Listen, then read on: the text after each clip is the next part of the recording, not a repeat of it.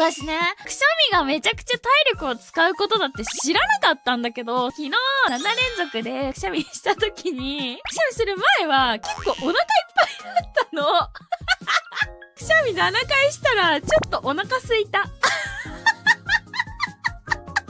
絶対嘘だと思うでしょ。絶対嘘だと思うんだけど。